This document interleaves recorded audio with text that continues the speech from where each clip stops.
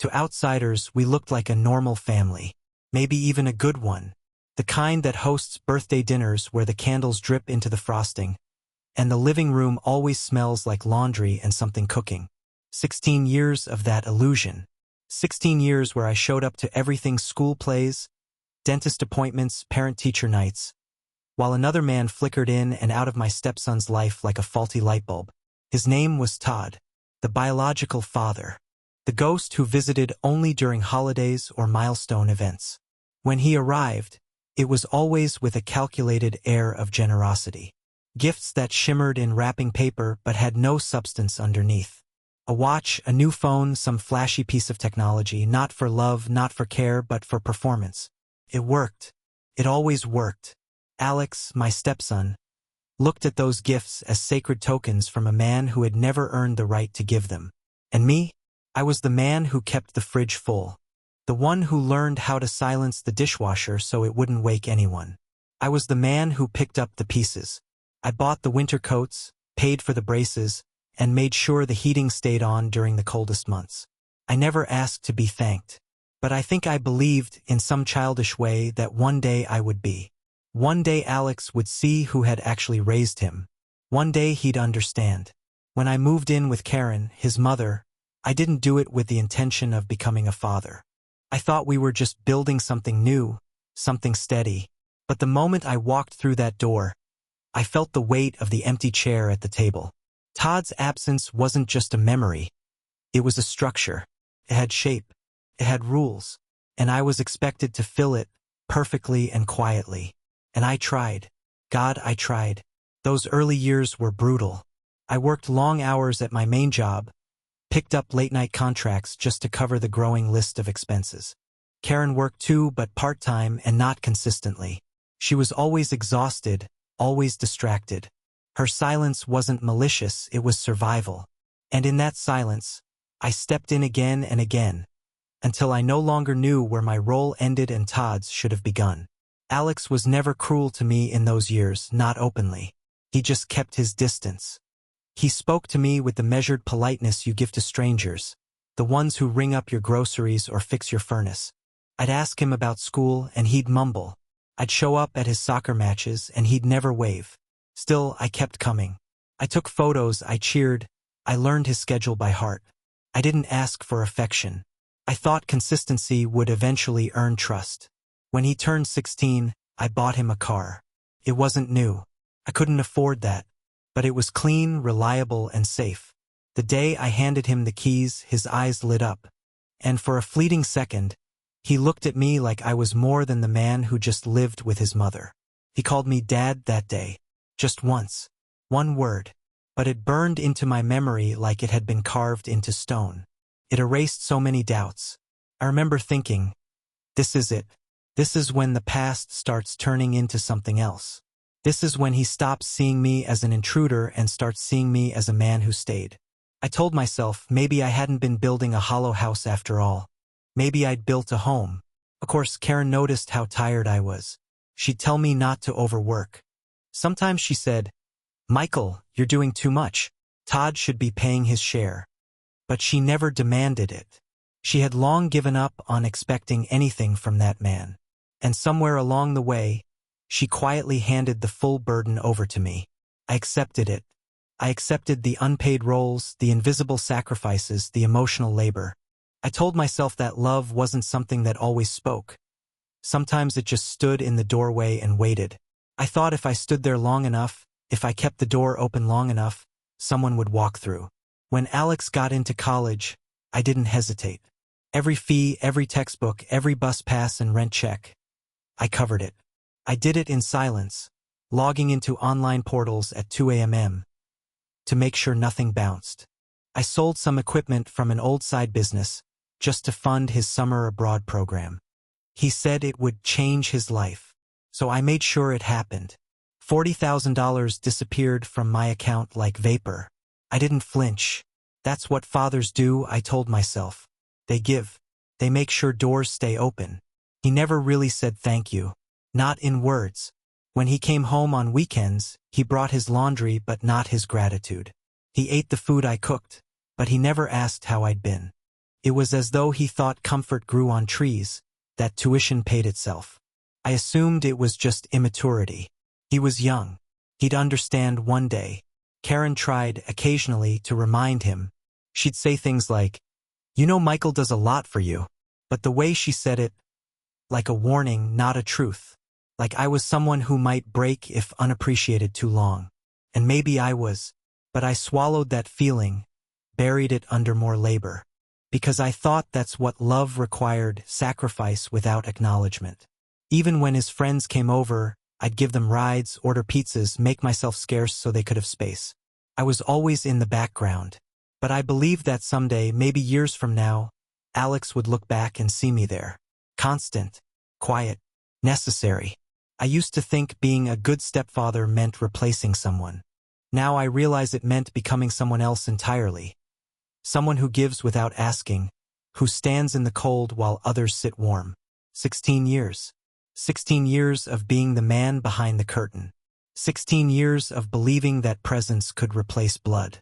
16 years of feeding a house that never learned how to speak my name with respect. And still I stayed. I stayed because I believed the foundation was love, and that respect would come later. But I was wrong. It happened on a Tuesday. One of those ordinary evenings that slips in without warning, no thunder, no tremor. Just the quiet unraveling of everything I had built. We were sitting at the dinner table. Karen had made her roasted chicken, the one that always made the house smell like something safe. I come home early from work for once. Thought I'd enjoy a rare night of normalcy. Alex had just returned from university, dropping his bags by the door like always, letting his shoes sit where someone else would eventually move them. He was tired. I could see it in his eyes. Maybe stressed from classes or from some campus drama I wasn't privy to. I asked him about school, how his midterms were going, if he'd figured out his major yet. He gave short answers, distracted ones, picking at his plate with that distant air he always wore when home. Karen filled in the blanks like she always did, talking too much to smooth over the silence he left behind. Then came the shift. A joke. A harmless, offhand comment from Karen. She laughed lightly and said, "You know, after all these years, people actually think you and Michael are related. Some even ask if you've taken his last name." It was a passing remark. A light-hearted observation. One of those comments meant to be sweet. How people assume connection just from proximity. Meant nothing. Or so I thought. But Alex's fork hit the plate with a sharp clatter. He looked up, not laughing, not smiling. His eyes locked onto mine like he'd just swallowed something bitter. Then he said it. "Don't you dare give me your last name. You're not my father." The room didn't fall silent.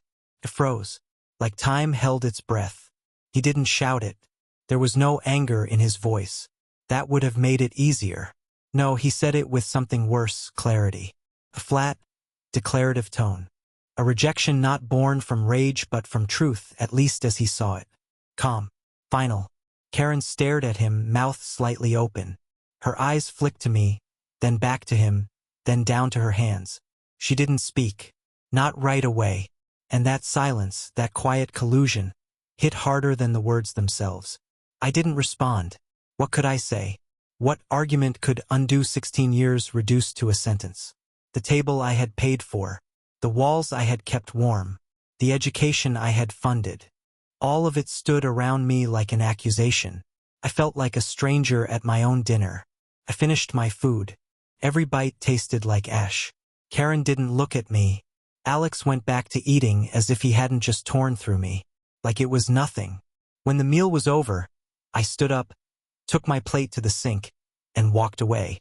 No words. No emotion. Just movement.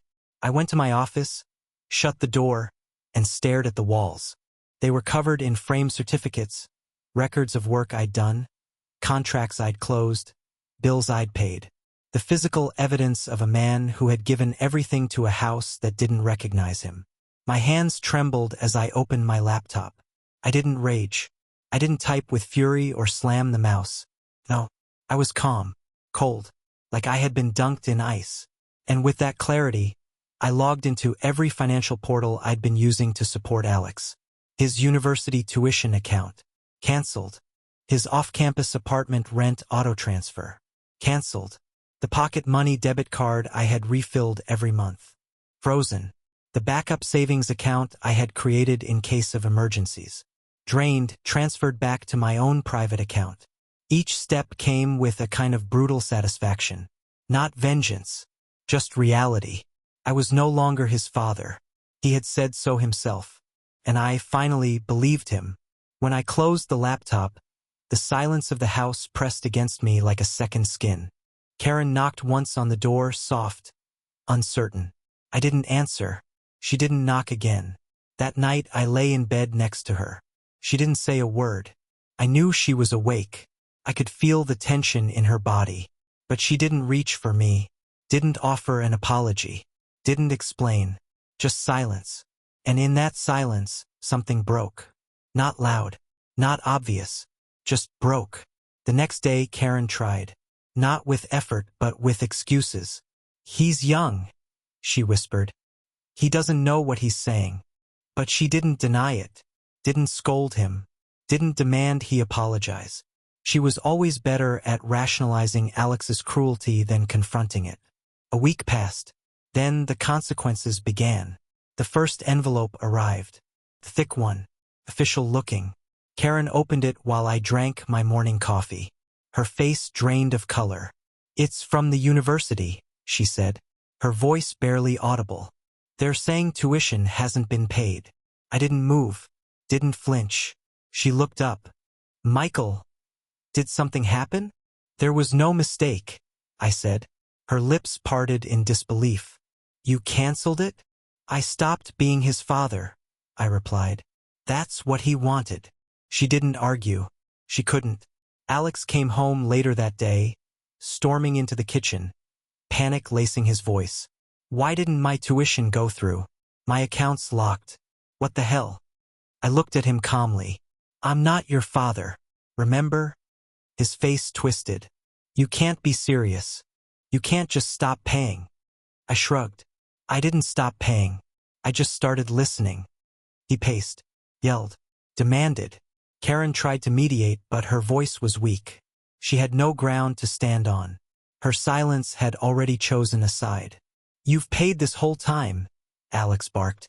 "You can't just pull the plug now." "I can," I said. "And I did.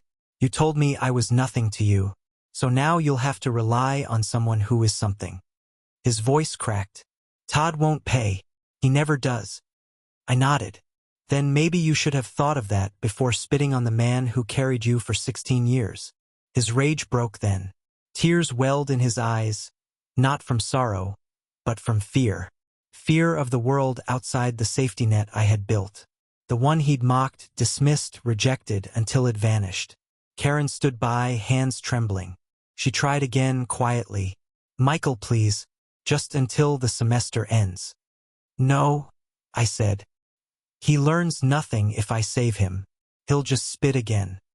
The nights that followed were quiet. Too quiet. Alex barely spoke. Karen moved like a ghost through the house. And I waited. 3 days later it came. The final act. A frantic knock at the door. Not polite. Not casual. Urgent. Desperate. I opened it. Alex stood there, tears streaming down his face, eyes bloodshot. He dropped to his knees. "Michael," he whispered. "Please. I'm sorry. I didn't mean it." Karen rushed from the hallway, falling beside him, sobbing. But I didn't bend. "Do you remember what you said at dinner?" I asked. His eyes widened. I repeated his words, slowly. "Don't you dare give me your last name. You're not my father." He flinched. I looked down at him. "You made your choice. Now live with it." Karen clutched his shoulders, begging. "Please, Michael, don't do this." But it was already done. I stepped back into the house. "You left me first," I said, and I closed the door. After the door closed, I didn't move. I stood there, just beyond the threshold, staring into the wood grain, listening. Karen's sobs still echoed through the door. Alex's shallow breathing. Then silence. Not peace silence. The kind that blooms after an earthquake. The kind that settles over ruins. I didn't open the door again. That night I didn't eat. Karen didn't speak. She moved around the kitchen like a figure in a dream, drifting between cabinets, bumping into counters like she was learning the shape of a home that no longer belonged to her. Alex didn't come back inside. I don't know where he slept. I didn't ask. But I know this. The silence in our house had weight now. Before, it was avoidance. Now it was consequence. The invisible had become real. The roles we pretended to play, father, son, mother, had been exposed for what they were, arrangements. And like all arrangements, they came with terms. Those terms had expired. The next morning, I drank my coffee alone. The kitchen smelled like cold leftovers and regret. Karen came downstairs eventually, her face swollen from sleep or tears. Probably both. She didn't make eye contact. "He didn't go back to campus," she said quietly. I nodded. "He's in his room. He didn't eat." Still, I said nothing. "You don't have to forgive him," she continued, her voice barely audible. "But maybe just help him through this semester. Then we can figure something else out." I stared at the window. The autumn sun filtered through the blinds in strips. Dust hung in the beams like smoke. "No," I said. "This is the figuring out." She didn't reply. That evening, a second letter arrived. Another envelope, marked urgent. This one from the university's registrar. Final warning. Tuition unpaid. Enrollment at risk. I placed it on the hallway table, directly in Alex's path. Let him see it. Let him touch the paper. Let the weight of his choices press into his fingers. Later, I heard the crumpling of that letter. A fist slamming against the wall. He was learning now, learning that words cost something. That rejection isn't free. That the man who held the net was no longer waiting beneath the high wire. Over the next few days, the bills kept arriving. Another from the university. One from his landlord. One from the cell phone company. Each one a bell tolling in his direction. I watched him unravel piece by piece. The arrogance drained first. That teenage invincibility that had once made him say the unsayable at dinner. That was gone. Now his eyes darted around rooms.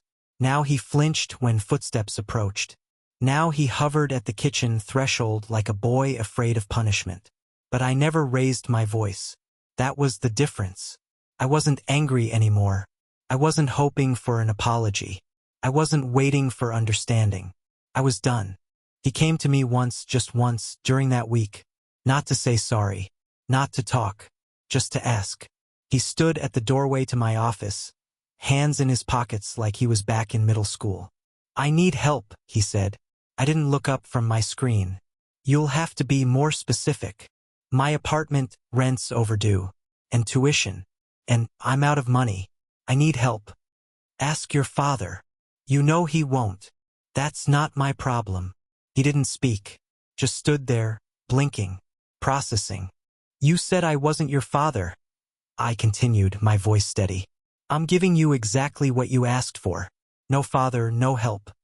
His voice cracked. "That was just... I didn't mean it." "You meant it enough to say it." I was angry. "And I was your provider." See how quickly that changed. He opened his mouth, closed it, then left. That was the moment he realized I wasn't bluffing. A few days later, I overheard him calling Todd. The conversation was short, tense. "Yeah, I know. I know you said. No, I'm not asking for everything. Just a little. Just this semester. Please, Dad." Silence. Then the sound of him punching his pillow or the wall. I didn't go check. Todd had always been a ghost, haunting the house but never living in it. And now, when called on, the ghost vanished again. Funny how the word dad collapses under pressure when there's nothing behind it. Karen tried again that weekend. Her eyes red, her voice careful. "He's not okay," she whispered. "He's not sleeping. He's barely eating." "Not my responsibility," I replied. "He's just a kid. He's 18. You raised him." "No, I paid for him." She flinched. "Why are you doing this?" she asked, her voice barely more than a breath. I met her eyes. "Because I already did everything else." That broke her.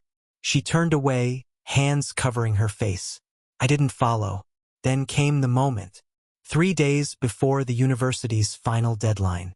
3 days before they would remove him from their systems and revoke access to everything. Dorms, classes, campus resources. Alex broke. He didn't knock this time. He didn't stand at the door. He fell to his knees again.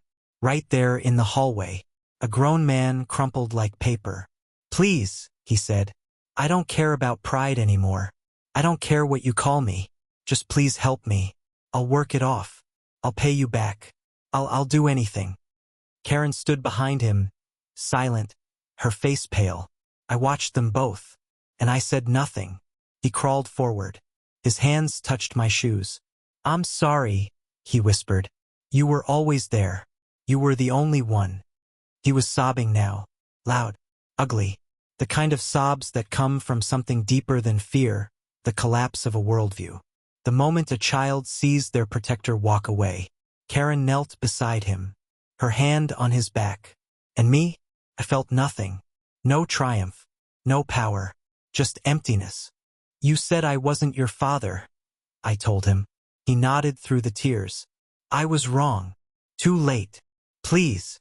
I looked at him for a long time. Then I spoke, slow and quiet. "Understanding isn't earned in a breakdown. Respect isn't a panic switch. If you had said this 3 years ago or 3 months ago or even the night you humiliated me at the table. Maybe, but now you're just begging for safety, not family. That isn't the same." He didn't argue. He couldn't. He knew it. And that was the bill coming due. He didn't beg again. Not in words. After that final collapse, Alex rose slowly from the hallway floor. Karen helped him up, her arms shaking more than his.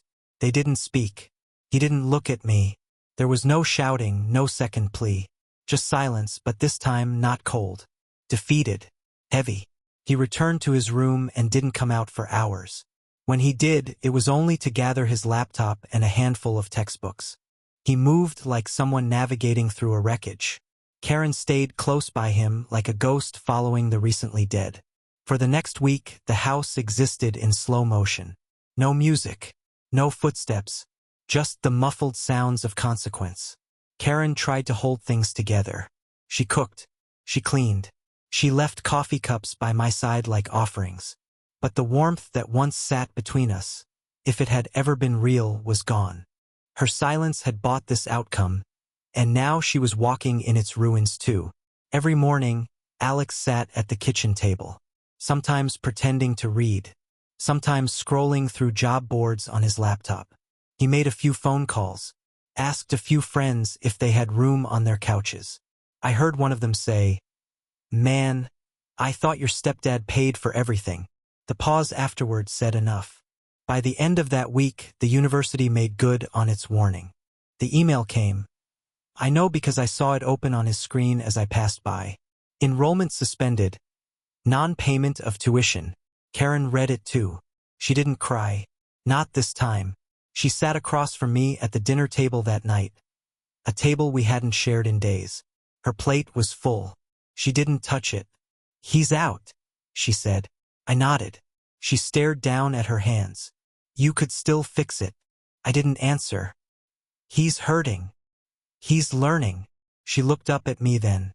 And for the first time since that night, I saw something in her eyes I hadn't seen before. Not anger.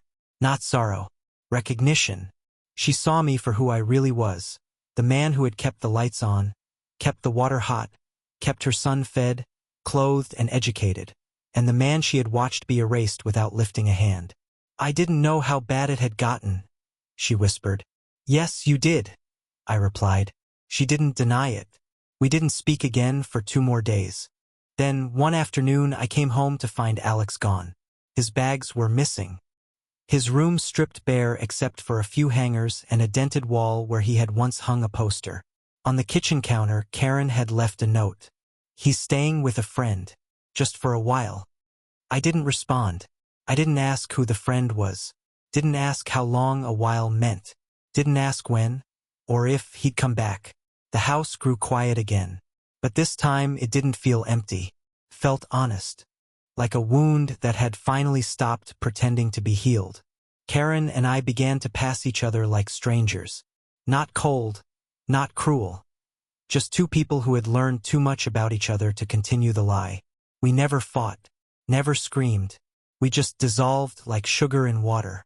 One night, she broke the silence. "I should have defended you," she said. Her voice was hollow, careful. I didn't look at her. Yes, I was scared.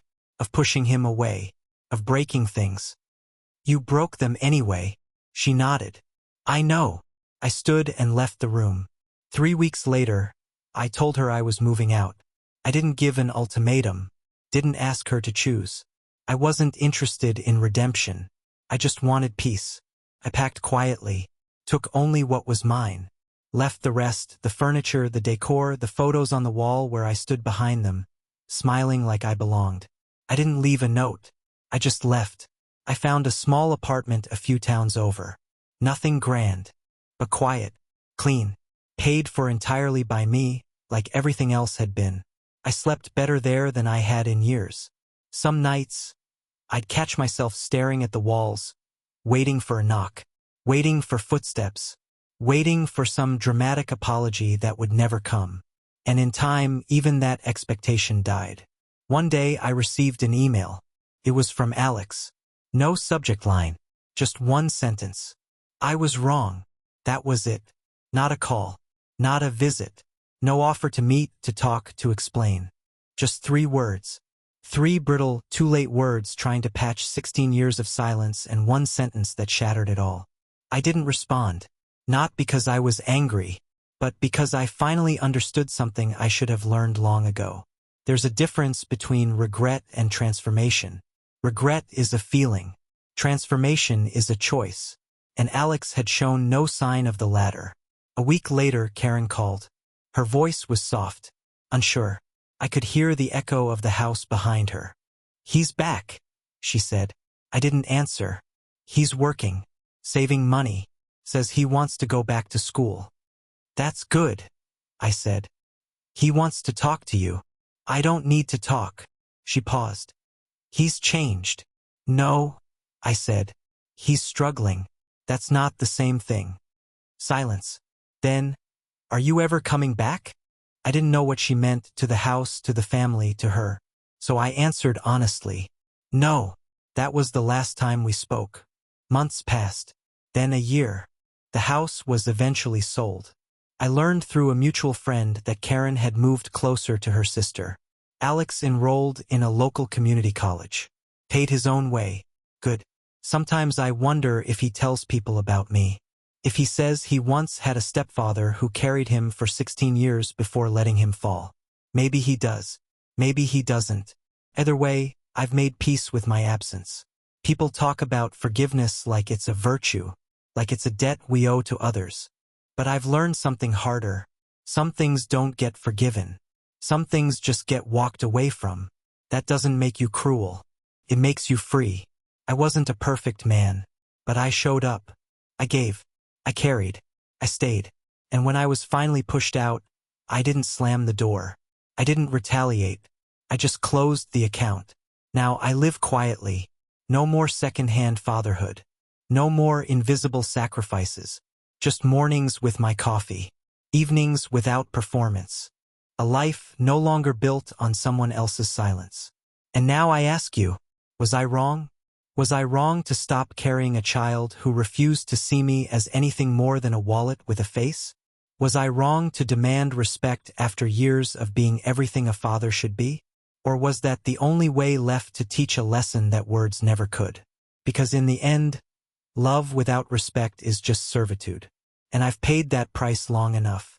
So you tell me, what would you have done?